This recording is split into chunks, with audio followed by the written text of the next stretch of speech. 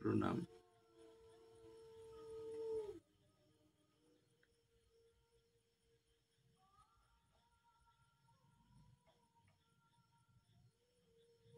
সন্ধিক্ষণ, সন্ধিক্ষণের কথা আমরা বারবার পাই, কালে উপাসনার কথা আমরা বারবার পাই। এই যে সন্ধিক্ষণ বা কালে উপাসনা,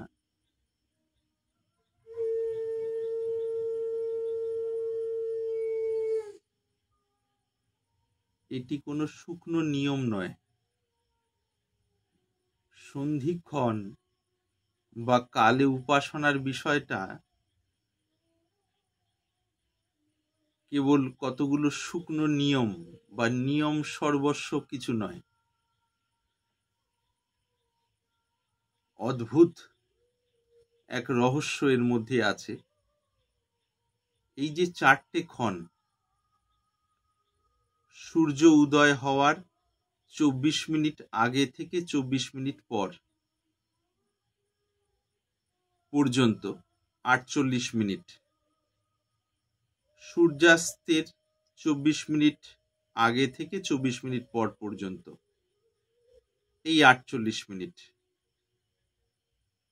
যদি সূর্যোদয় হয়, সূর্যোদয় যদি হয় 5টায় বা 5টা 15-তে, 5টা 15-তে হলে 5টা 15 থেকে 24 মিনিট আগে, আবার 5টা 15 থেকে 24 মিনিট পরে পর্যন্ত। তাহলে 5টা 15 এই টাইমটিকে মাথায় রেখে, এই সময়টিকে মাথায় রেখে বা মধ্যে রেখে, তার 24 মিনিট আগে এবং 24 মিনিট পরে এই যে সময়কাল 48 মিনিট, ঠিক সূর্যাস্তের ক্ষেত্রেও তাই। যে সূর্যাস্তের যে সময়টি, যদি ধরি 5টা 45, তাহলে 5টা 45-এর 24 মিনিট আগে থেকে আবার 5টা 45-এর 24 মিনিট পর পর্যন্ত, অর্থাৎ এই যে 48 মিনিট সময়কাল, ঠিক তার মাঝে রয়েছে সেই সূর্যাস্তের সময়টি মোটামুটি। তাহলে সূর্যোদয়ের সময় 48 মিনিট, সূর্যাস্তের সময় 48 মিনিট, আর সকালবেলা 11:30 থেকে 12:30 মোটামুটি এই সময়টি, আর একটি রাত্রে 11:30 থেকে 12:30। এই 4টি ক্ষণে আমাদের শরীরের যে স্থিতি বা প্রাণ সুষুম্নাভিমুখী থাকে। সাধারণত আমাদের প্রাণের যে যাতায়াত ইরা এবং পিঙ্গলা, অর্থাৎ চন্দ্রনাড়ী এবং সূর্য নাড়িতে হতে থাকে। ইরা হচ্ছে চন্দ্র আর পিঙ্গলা সূর্য। কিছুক্ষণ সময়ের অনুযায়ী, কিছুক্ষণ সময় রেখে কখনো ইরাতে কখনো পিঙ্গলাতে শ্বাসের গতি চলতে থাকে বিশেষভাবে। অর্থাৎ ইরাতে বেশ কিছুক্ষণ শ্বাস প্রবলভাবে চলছে, পিঙ্গলাতে কিছু কম, অর্থাৎ গৌণভাবে চলছে। ইরাতে মুখ্যভাবে চলছে, পিঙ্গলাতে গৌণভাবে চলছে। ইরাতে তীব্র গতিতে চলছে, পিঙ্গলাতে কিছু ধীর গতিতে চলছে। আবার সময় বিশেষে পাল্টে গিয়ে পিঙ্গলাতে বেশ তীব্র গতিতে চলছে, ইরাতে তুলনামূলকভাবে কম গতিতে চলছে, অর্থাৎ একটু ধীর গতিতে চলছে। অথচ পিঙ্গলাতে বেশ জোরে চলছে। আসা যাওয়া শ্বাসের, শরীর থেকে বাইরে আসা এবং ভেতরে যাওয়া, বা বাইরে যাওয়া বা ভেতরে আসা, যেভাবেই বলি। এই যে নারীর অনুযায়ী বেশি হওয়া বা কম হওয়া, এইটি সারা দিন ব্যাপী চলতে থাকে। কখনো ইরাতে প্রবল, ইরা মানে বা নাসিকা, যেটিকে চন্দ্রস্বরও বলা হয়। পিঙ্গলা হলো দক্ষিণ নাসিকা, নাসিকা তো নয়, নাসারন্ধ্র, বাম নাসারন্ধ্র আর দক্ষিণ নাসারন্ধ্র। বাম নাসারন্ধ্রকে বলা হচ্ছে ইরা নাড়ি বা চন্দ্রস্বর, আর দক্ষিণ নাসারন্ধ্রকে বলা হচ্ছে পিঙ্গলা নাড়ি বা সূর্যস্বর। তো সারাদিন কখনো বাঁ দিকে প্রবলভাবে শ্বাসের গতি, কখনো ডান দিকে শ্বাসের প্রবল গতি চলতে থাকে। এই যে বাঁ দিকে শ্বাসের প্রবল গতি যে চলার সময়কালটা মোটামুটি 1 ঘন্টা থেকে 1.5 ঘন্টা, 2 ঘন্টা বা প্রায় 2.5 ঘন্টার আশপাশ। সঠিক বলা হচ্ছে না, মোটামুটি। এটা আবার সময়ের সঙ্গে সঙ্গে কমতে থাকে, পাল্টাতে থাকে, ইরা থেকে পিঙ্গলাতে, পিঙ্গলা থেকে ইরাতে, চন্দ্র থেকে সূর্যে, সূর্য থেকে চন্দ্রে, বা বাম থেকে দক্ষিণে অর্থাৎ ডানে, ডান থেকে বামে, এইভাবে চলতে থাকে। এই যন্ত্রের মধ্যে, শরীররূপী যন্ত্রের মধ্যে প্রত্যেকটা মানুষের, নরনারী নির্বিশেষে, দক্ষিণ নাসিকাতে যখন শ্বাস বয় তখন মনের গতি সাধারণত চঞ্চল থাকে, অর্থাৎ মনের মধ্যে ক্রিয়াশীলতার প্রাবল্য থাকে। কিছু একটা করব, এটার একটা গতি থাকে বিশেষভাবে।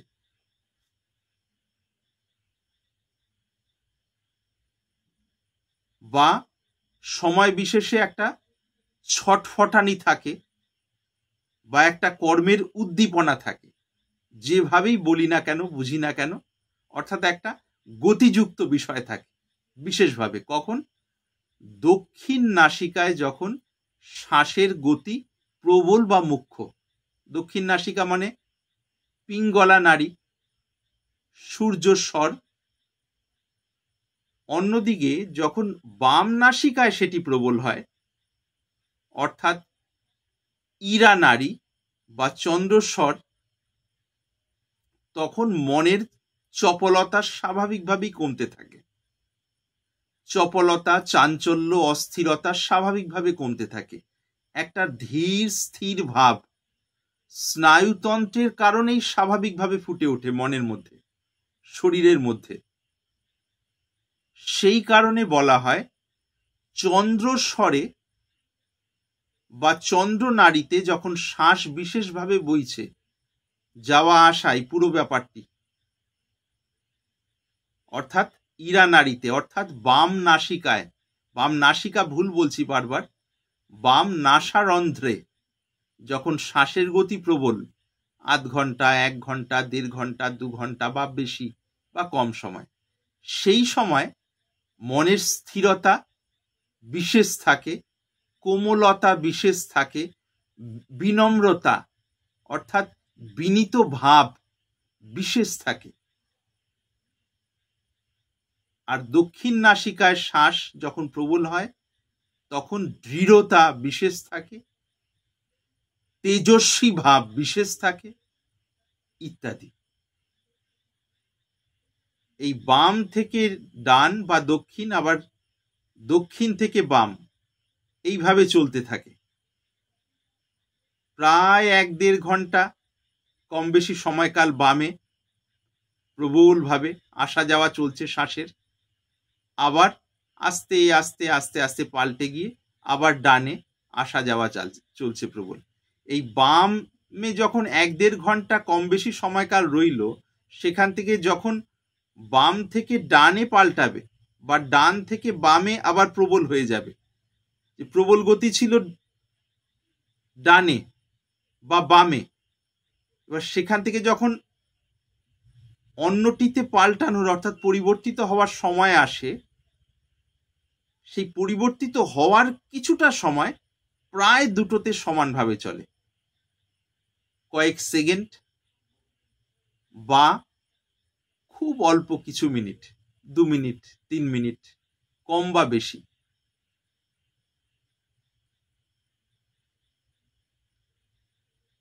ওই ক্ষণটিতে মন বেশ খানিকটা আত্মাভিমুখী হয়, অর্থাৎ মনের মূলে রয়েছে কর্তা ভাব যদি বলি, বা মন বুদ্ধি মিশ্রিত যে অবস্থাটি তার মূলে কর্তা ভাব।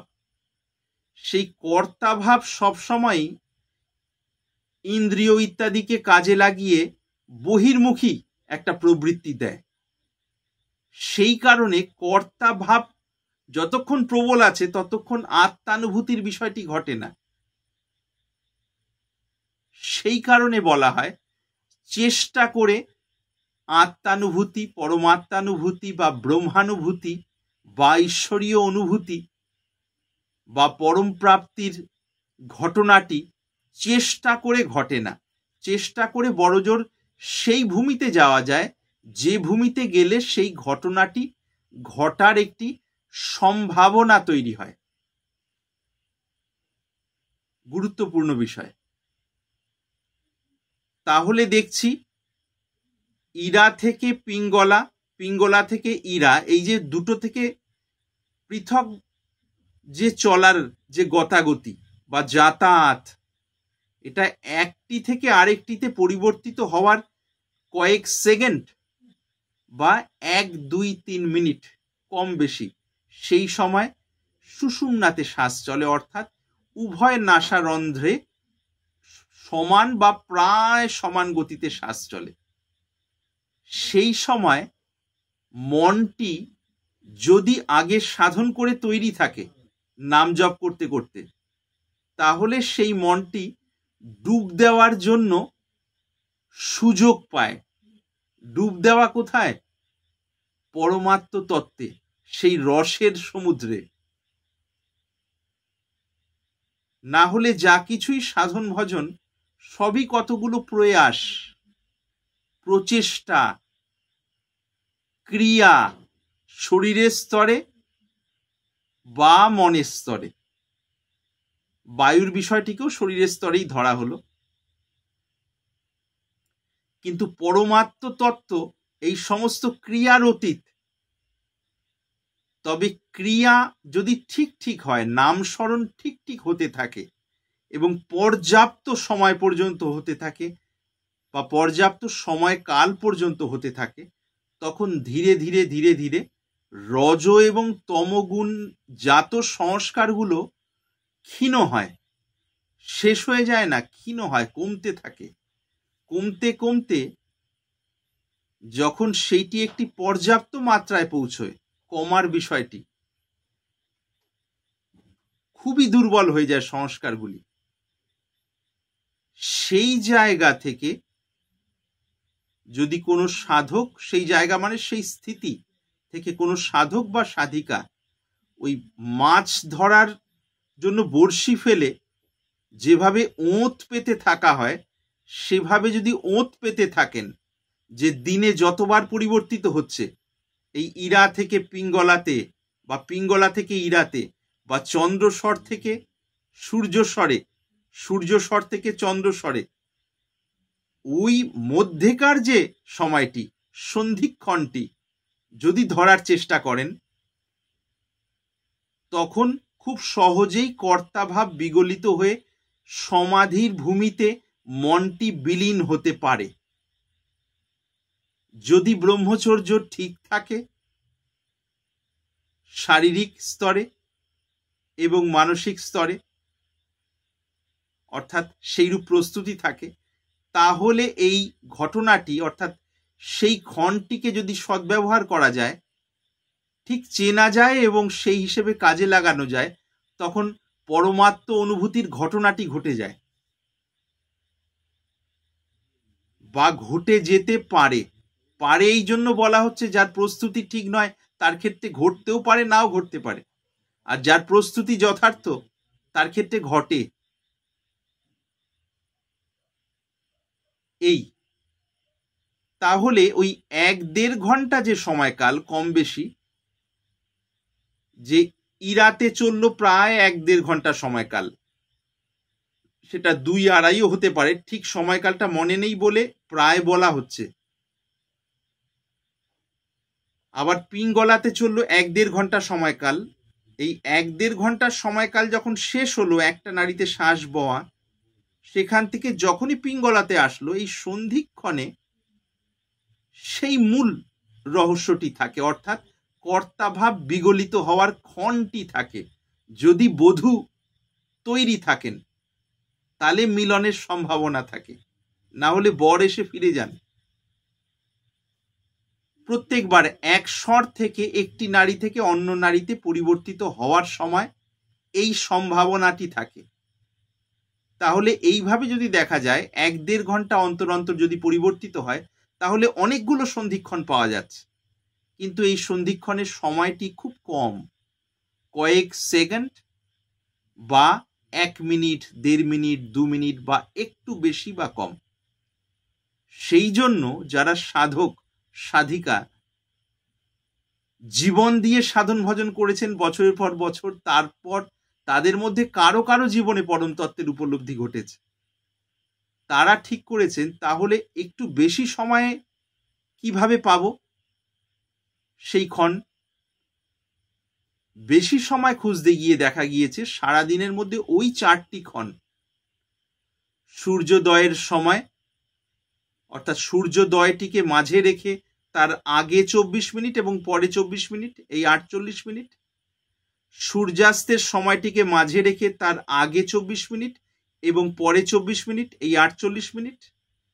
আর দিনের বেলা 11:30 থেকে 12:30, অর্থাৎ ইংরেজিতে বলতে গেলে 11:30 AM to 12:30 PM পর্যন্ত, অর্থাৎ 11:30 থেকে 12:30 পর্যন্ত দেখা গেছে। এগুলো যে কেউ করে দেখতে পারেন, টের পাবেন অবস্থা যেমন যেমন সূক্ষ্ম হবে সেই অনুপাতে এই সংবেদনশীলতাগুলো নেমে আসবে স্নায়ুতন্ত্রে এবং মনে। আরেকটি হলো রাত্রে 11:30 থেকে 12:30। যেহেতু সাধারণত মানুষজন 11:30 থেকে 12:30 সময় আহার ইত্যাদির পর বিশ্রাম করেন, ঘুমিয়ে পড়েন, সেই জন্য সাধারণ মানুষের পক্ষে সেই রাত্রের ক্ষণটাকে ধরতে নিষেধ করা হয়। সেই সময় বসলে শ্বাস স্থির হয়ে যাবে, বায়ু স্থির হয়ে যাওয়ার কারণে মনও স্থির হবে, কিন্তু হজমের গোলমাল হবে। অবশ্যই প্রত্যেকটা জিনিসের সাথে এক একটা জিনিস জুড়ে আছে, অর্থাৎ একটির সঙ্গে আরেকটি জুড়ে আছে, সেইটি বুঝতে হবে। তাল কেটে গেলেই গন্ডগোল হবে। বিভিন্ন স্তরে এই তালগুলোকে বোঝার বিষয় রয়েছে। যার সূক্ষ্মতা যত বেশি, তিনি তালের মেজারমেন্টগুলো অর্থাৎ মাপঝোপগুলো পুঙ্খানুপুঙ্খ ভাবে বুঝতে পারবেন তত বেশি। না হলে অল্প স্তরের সূক্ষ্মভাবে বুঝেই ভাবব বোধহয় এটাই সর্বোত্তম সূক্ষ্মতা বা অনেক গভীর সূক্ষ্মতা, তা নয়। এগুলোও অনন্ত, এরও কোনো আলটিমেট বা সর্বশেষ স্থিতি হয় না সাধারণত। তো ওই যে 4টি ক্ষণের হলোই বড়শি ফেলে ফাতনার দিকে নজর রেখে যেভাবে ওঁত পেতে বসে থাকেন যিনি মাছ ধরেন, এই ক্ষেত্রে নাম স্মরণ যারা করবেন তারা সজাগভাবে সেই 4টি ক্ষণের মধ্যে অন্তত একটি বা দুটি হলেই যথেষ্ট, যদি ঠিক ঠিক করেন। সকালেরটি না হলে তারপর সকাল 11:30 থেকে 12:30, দুপুর 12:30 পর্যন্ত ওই সময়টি, না হলে সন্ধ্যের সময়টি। রাত্রেরটি সাধারণভাবে দরকার নেই, কেননা তার পেছনে বিভিন্ন রহস্য রয়েছে। তখন ধীরে ধীরে ভেতরের রাজ্যের সন্ধান পাওয়া যায়। না হলে কেবল জপ করছি তো করছি, 30 বছর হয়ে গেল, 40 বছর হয়ে গেল, কতগুলো মন্ত্র আওড়াচ্ছি, মুখে বা মনে মনে একটা জোর করে ভাবুকতা এনে ভাবছি বোধহয় এটা কোনো ধার্মিক অবস্থা, কিন্তু মনের ভেতরে ভেতরে রাগ দেশ তো থেকেই গেছে। প্রায় সম বয়সী বা সমযোগ্যতাপন্ন মানুষ যদি এগিয়ে যান, তখন ভেতরে ঈর্ষা হয়, জ্বালা হয়, কম বা বেশি, সেগুলোকে ভেতরে চেপে রেখে বাইরে শিষ্টাচারের অভিনয় করে বেড়ানো হয়। বেশিরভাগ ক্ষেত্রে এই পর্যন্ত স্থিতি তথাকথিত ইন্টেলেকচুয়াল বা তথাকথিত বুদ্ধিজীবীদের। তার কারণ শিক্ষা ব্যবস্থা এরপরে আর কিছু জানাতে পারেন, এই শিক্ষা ব্যবস্থায় বেশিরভাগ ক্ষেত্রে ব্যতিক্রম অবশ্যই আছে এইটি।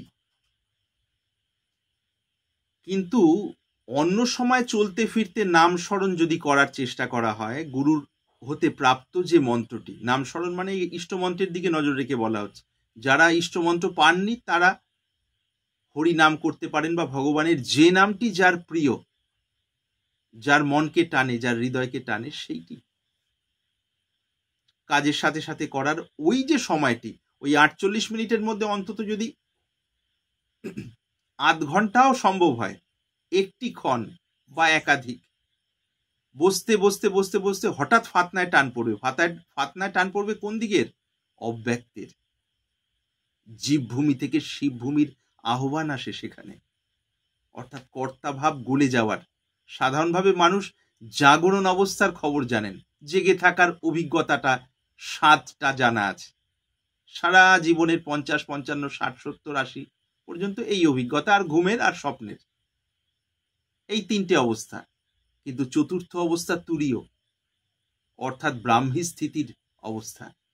তাতে প্রবেশ হয় ধ্যানের মাধ্যমে নয়, সমাধির দরজা দিয়ে, যেখানে ধ্যানও বাইরে পড়ে থাকে। সেই সমাধি বিষয়টি আবার চেষ্টা করে হয় না, যদিও শাস্ত্রে বহু ধাপ বলা হয়েছে সংকেত হিসেবে, চেষ্টা যেন মানুষ করেন, তাতেও সূক্ষ্মতা আসে। কিন্তু আসল দিব্যতার ঘটনাটি যখন ঘটে, সেটা চেষ্টা নিরপেক্ষভাবে ঘটে যায়। তার কারণ কর্তা যতক্ষণ কোনো না কোনো প্রয়াস করছে, কর্তার কেদারি আর কি, যতক্ষণ আছে ততক্ষণ আসল ব্যাপারটি ঘটে না। তবে হ্যাঁ, কর্তা যত যত শুদ্ধ হয়, তত তত প্রস্তুতিটি হয় ভেতরের, মনের, স্নায়ুতন্ত্রের বা সার্বিকভাবে জীবনের। যার প্রস্তুতিটি যত স্বচ্ছ, ভেতর থেকে গোছানো, যত সরল পবিত্র, তত ঘটনাটি ঘটার সম্ভাবনা বেশি, বিলম্ব হওয়ার সম্ভাবনা কম। খুব গুরুত্বপূর্ণ রহস্য এইটি। এগুলি সাধারণত গুরুমুখে শোনা হয় বা বিশেষ পরিস্থিতিতে বলা হয়, বা যারা বলেন বেশিরভাগ ক্ষেত্রে বই পড়ে এদিক ওদিক থেকে জোগাড় করে বলেন। বছরের পর বছর সাধন করে ধাপে ধাপে ধাপে ধাপে ধাপে ধাপে সূক্ষ্মাতি সূক্ষ্ম অনুভব, এক একটা অনুভবে হয়তো 3, 4, 5 বছর হয়তো দাঁড়ানো হয়েছে, তার সূক্ষ্ম থেকে সূক্ষ্ম সংবেদনশীলতা বুঝে এবার দ্বিতীয় অনুভূতি, সেটা আবার ঋতু বিশেষে কিভাবে পরিবর্তিত হয়, বয়সের অনুপাতে কিভাবে পরিবর্তিত হয়, জনসংঘট মানে ভিড়ের মধ্যে, জনসমাবেশের মধ্যে কিরূপ থাকে, অল্প স্বল্প লোকের মধ্যে সেই অনুভূতি কিরূপ থাকে, খুব নির্জনে কিরূপ হয়, দিনে কিরূপ হয়, রাতে কিরূপ হয়, দিন রাত্রের সন্ধিক্ষণে কিরূপ হয়, অমাবস্যা, পূর্ণিমা, একাদশী তিথিতে কিরূপ হয়, এক তিথি ছাড়ছে আরেক তিথি শুরু হচ্ছে, সেই সন্ধিতে কিরূপ হয়। যারা এগুলো বছরের পর বছর নিজের স্নায়ুতন্ত্র দ্বারা অনুভব করেছেন, সেইখানে বলার পিছনে জোরটা থাকবে। তার মধ্যেও অজানা বিষয় প্রচুর রয়েছে, এর কোনো শেষ নেই, তথাপি সেই প্রাণের স্পর্শ এবং জোরটা থাকবে, পবিত্রতাটি থাকবে সেই স্তরের। খুব গুরুত্বপূর্ণ বিষয়। কাজেই কেউ যদি সাধন করে সিদ্ধি লাভ করতে চান, সিদ্ধি লাভ মানে যেই স্তরে পৌঁছলে মহাপুরুষ পদবাচ্য হন, সাধক বা সাধিকা যেই স্তরে পৌঁছলে মহাপুরুষ, এখানে পুরুষ মানে শরীরধারী, মানে মেল ফিমেল সেই মেল নন, এটা মহাপুরুষ সেই স্থিতি, সেই ব্রাহ্মী স্থিতিটি, তাদের অবশ্যই সন্ধিক্ষণকে গুরুত্ব দিতে হবে। তার কারণ সময় নেই জীবনে। 10, 15, 20 বছর সাধন করে সেই পরম প্রাপ্তির জন্য 10, 15, 20 বছর খুব কম। আবার কেউ ডুব দিতে পারলে অনেকটাই। কাজেই এই মেজারমেন্টগুলো, এই মাপঝোপগুলো যদি কেবল বৌদ্ধিক চালাক চালাক ভাবে বুঝে নিয়ে করতে থাকলে হবে না। শুদ্ধ মনে ব্রহ্মচর্য পালন করে সরলতার সঙ্গে, বিনীত ভাবের সঙ্গে যদি চেষ্টা করা যায়, তাহলে ওই মণিকাঞ্চন যোগের মতো ব্যাপারটি হবে এবং আসল ঘটনাটি ঘটবে। এইভাবে সময়কে কাজে লাগানো, সন্ধিক্ষণ মানে অমূল্য ধন। যে যেই প্রণালীর সাধক, যদি ক্রিয়াযোগের সাধক হন, যদি ভক্তিযোগের সাধক হন, যদি দেহতত্ত্ব ধরে সাধন করার সাধক সাধিকা হন, যদি লয় যোগের সাধক বা সাধিকা হন,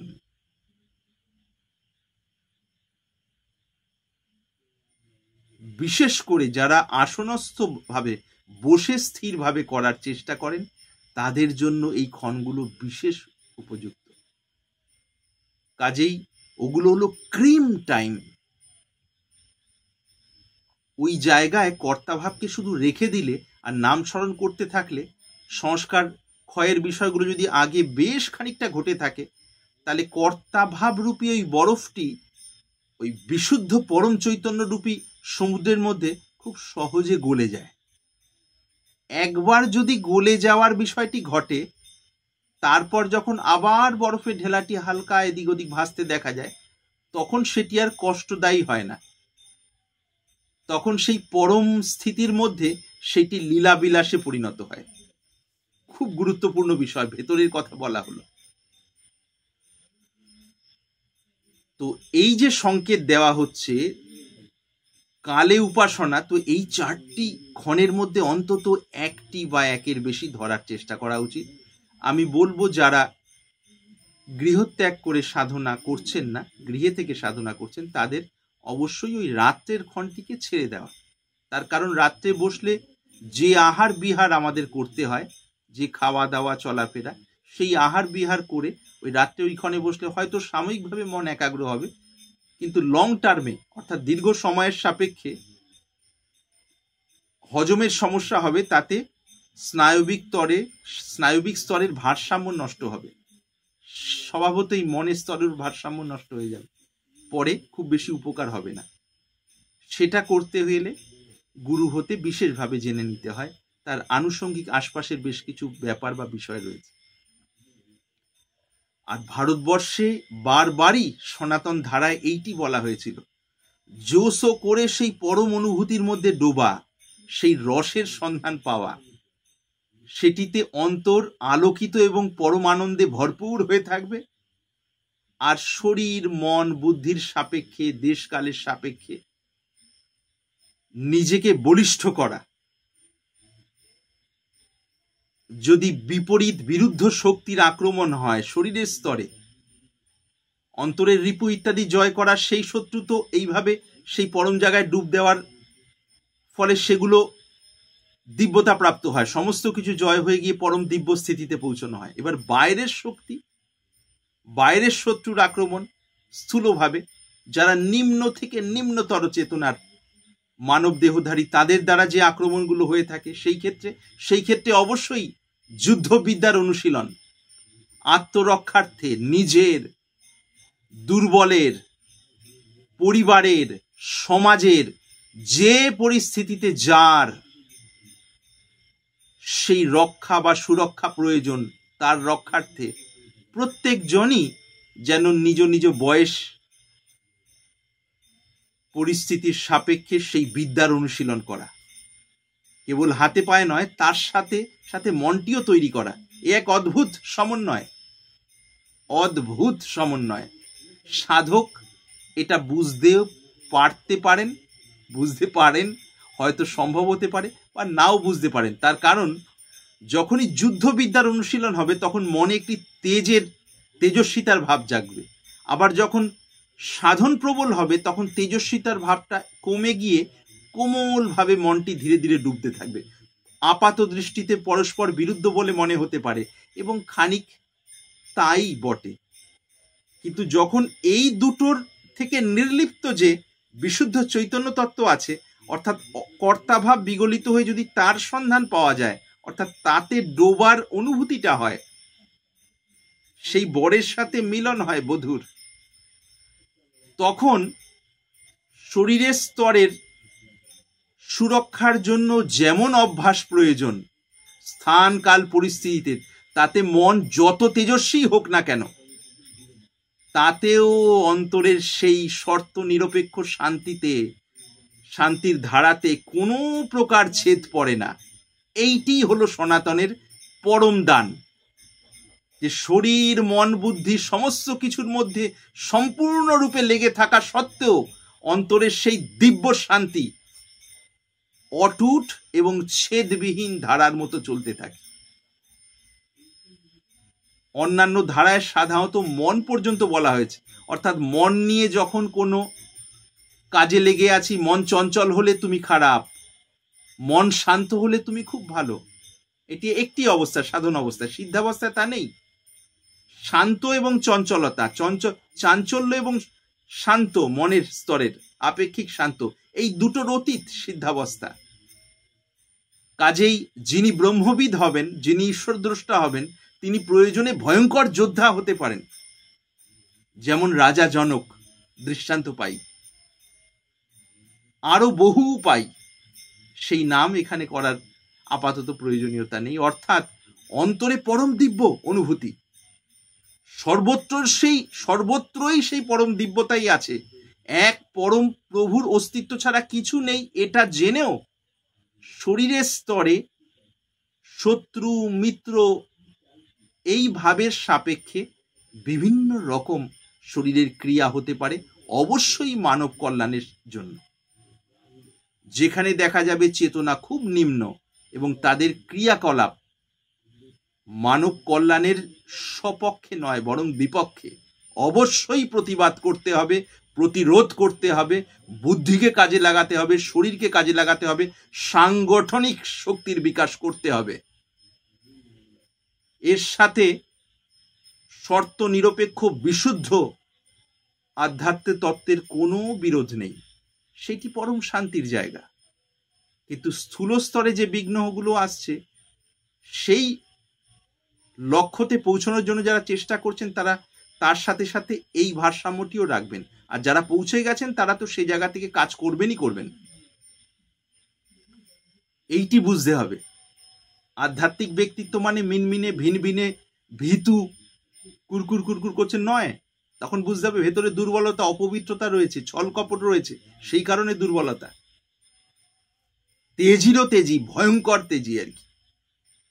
অবশ্যই মানব কল্যাণার্থে। কখন কোমলতা প্রকাশিত হবে, কখন সেই ভাস্বর তেজ প্রকট হবে, সবই স্থান কাল পরিস্থিতির সাপেক্ষে নির্ভর করবে। অথচ নিজের ভেতরের স্থিতিটি কোমলতার যে চরম বিন্দু, তেজের যে কোমলতার পরম বিন্দু, তেজের যে চরম স্থিতি, এই উভয়ের অতীত সেই নিরপেক্ষ তত্ত্বে থাকবে। সেইটি বৈশিষ্ট্য। অনেক কথাই বলা হলো, যার যেমন স্তর তিনি সেই স্তর পর্যন্তই গ্রহণ করবেন এবং সেইভাবে উপকৃত হওয়ার প্রয়াস করবেন। আশা করি। আমার আন্তরিক প্রণাম।